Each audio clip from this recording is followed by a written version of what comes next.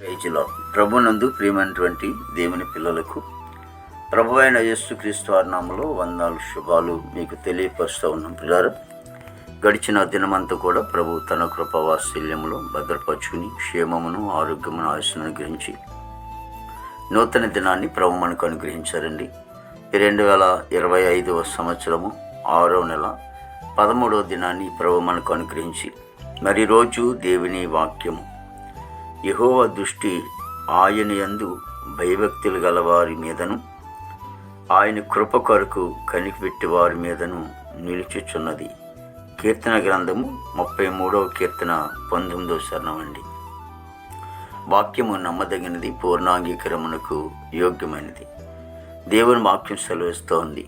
దేవుని ఆ కను దృష్టి, దేవుని దృష్టి ఎవరి మీద ఉంటుంది?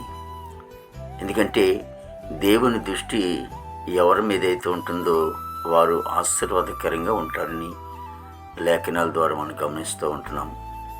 అంటే దేవుని దృష్టి మన బిడ్డల మీద, మన కుటుంబాల మీద, మనం చేసినటువంటి పరిచర్య మీద, లేకపోతే ఉద్యోగం మీద మన కనుదృష్టి, ఆ దేవుని కనుదృష్టి ఉండాలి. దేవుని కనుదృష్టి చాలా గొప్పది. కాబట్టి ఆ కరుణ గల దృష్టి, జాలి గల దృష్టి, ప్రేమ గల దృష్టి, ఆ దృష్టి మన మీద ఉంటున్నప్పుడు చాలా ఆస్వాదింపబడతాం. అయితే ఆ దృష్టి ఎవరి మీద ఉంటుంది? ఎవరి మీద ఉంటుంది ఆ దృష్టి? అందరి మీద ఉంటుందా? కానీ ఎవరి మీద ఉంటుంది దృష్టి అంటే ఎవరైతే దేవుని యందు భయభక్తులు కలిగి ఉంటారో వారి మీద ఉంటుంది. ఆయన కృప కొరకు ఎవరైతే కనిపెడుతూ ఉంటారో వారి మీద ఏంటంటే ఆయన దృష్టి నిలిచి ఉంటుంది. అంటే లేఖనము మంచివారిని చూసును చెడ్డవారిని చూస్తుంది అని దృష్టి, అని కనులు. అయితే కానీ ఎవరిని లక్ష్య పెడుతూ ఉంటుంది? దేవుని యందు భయభక్తులు కలిగి ఎవరైతే జీవిస్తారో, ఆయన కృప కొరకు ఎవరైతే కనిపెడుతూ ఉంటారో వారి మీద ఆయన దృష్టి ఉంటుందని దేవుని వాక్యం సెలవిస్తోంది. ప్రార్థన. ప్రేమగల తండ్రి, కృపలేసునికి స్తోత్రాలు స్తుతులు చెల్లిస్తున్నాం ప్రభు. గొప్ప దేవునికి వందనాలు. ప్రతి కుటుంబాన్ని కూడా మీరు దీవించి ఆస్వాదించండి. దేవానికి వందనాలు తండ్రి ప్రభు. మరి కుటుంబంలో ఉన్న ప్రతి లోటును కూడా తీర్చండి. మా భారతదేశాన్ని మీరు ఆశ్రయించి దీవించి నాయకులు, అధికారులు మంచి వంతు నింపండి. సరిహద్దులో సైనికులు మంచి వంతు నింపండి తండ్రి. ఆర్మీ బృందాన్ని అంతటిని కూడా మీరు ఆశ్రయించండి. దేవాదిగో తండ్రి ప్రభావ. మరి ఉద్యోగస్తులు అందరూ కూడా మంచి ఆరుగులతో నింపండి. యవనస్తులను బట్టి ప్రార్థిస్తూ ఉన్నాం ప్రభా. యవనస్తులు ప్రభా తండ్రి, యువకులను బట్టి నీ సొంత ప్రార్థిస్తుంది తండ్రి.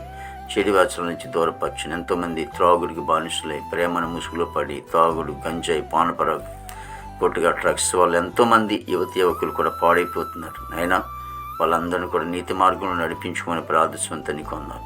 ఇదిగో నేను చదువుకునే బిడ్డల కోసం ప్రార్థిస్తూ ఉన్నాం. అయా నీ సమయోచితమైన ఆలోచించి నడిపించండి ప్రభా. పనికి వెళ్ళే బిడ్డలకు మంచి ఆరుగులతో నింపండి. ఇగో నన్ను ప్రభ యేసు నీకు వందల విదేశాన్ని బిడ్డల కోసం ప్రార్థిస్తూ మంచి వంతు నింపండి. నేను మా దేశ పాడి పట్టణంతా మీరు ఆశ్రయించండి ప్రభా. ఈ నెలలో ఆయా చోట్ల సభలు జరుగుతూ ఉన్నాయి నాయన, మహిమకరంగా జరిగించుకుంటండి. దేవానికి వందనాలు తండ్రి. హాస్పిటల్ రోజు స్వస్థపరచండి తండ్రి. జైల్లో ఉన్న బిడ్డలు విడుదల చేయండి. కోర్టు గొడవలు, కేసు గొడవలన్నీ కూడా కొట్టివేసిన ప్రభావ.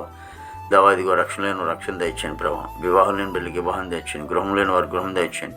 గర్భఫలం లేని వారి గృహం గర్భిణీ సుఖమండిలో తెచ్చండి. తల్లి బిడ్డ క్షేమం తెచ్చండి తండ్రి. ప్రతి దైవజనుడు, దైవజనరాలు, మరి బిడ్డలు, కుటుంబం, సంఘం అంతటిని కూడా మీరు ఆశ్రయించి దీవించి నీ నామానికి మాత్రమే మహిమ ఘనత ప్రభావానికి ఆరోపించుకుంటూ యేసుక్రీస్తు నామమున తండ్రి. ఆమేన్, ఆమేన్, ఆమేన్.